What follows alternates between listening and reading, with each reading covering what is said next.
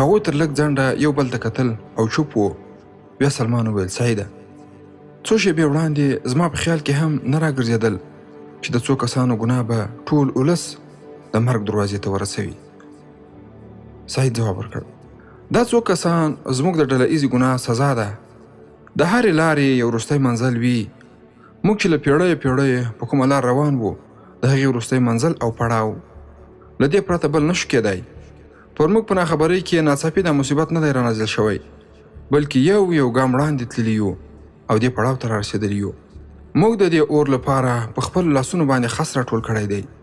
په اندلس کې زموږ د لوړتیا او ځوړتیا داستان 8 پیړۍ غځېدلی دی.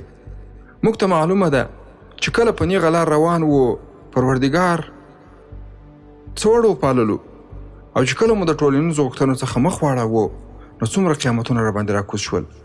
کله چې موږ یو ولس وو یو بیرغ او یو مرکز مو درلود. د جبل تاریخ څخه د اندلس تر وروستۍ څنډې موږ په هر ډګر د الله جل جلاله د نصرت او لورینې معجزې لیدلې. خو کوم خاښونه چې د یوې لویې ونې څخه غوڅ شي هغه بالاخره توند او ګړندی توپان ورسره والوزوي او وړي. د کومې ودانۍ تاداونه چې وراسته شي او درزونه وکړي د هغې د راغورځېدو لپاره یوازې د زلزلې یوې جټکې ته اړتیا وي.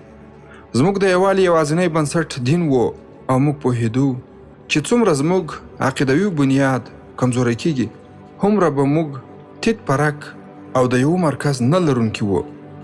قرطبه زموږ سیاسي او نظامي مرکز وو او موږ له هغې ورځې د بربادۍ په لور باندې روان شو چې موږ دغه ستر ملي حصار د قبیلوي او نژادي عصبیتونو د جګړې په مرکز بدل کړ. ما ته ستا په مخ کې د هغو ورځو د داستان تکرارولو ضرورت نشته چې د عربو بچیانو له خپل کلي کور څخه په زرګونو میله لرې پر دې پوهېدو برسېره قومي جاهلي عصبیتونه را ژوندي کړل چې له اندلس پرته دوی د پناه لپاره بل ځای نه لري. او تاسو د هغو وختونو له تاریخ څخه هم خبر یاست چې عرب، افریقایي او هسپانوي مسلمانان یو له بل سره په جګړو وو. پر موږ د تیت او پرک کېدو او اختلاف یو ځل داسې دوران هم راغی چې په دې هیواد کې 3 خلافتونه جوړ شول. له هغې وروسته ملوک الطوائفي د ولس په هډوکو د عیش او مستۍ ماڼۍ جوړولې. موږ لیدل چې په شمال کې د عیسوي ریاستونو په یووالي کې د کلیسا هغه قوت رامنځته کیږي چې لومړی او وروستی هدف یې د اندلس مسلمانان دي.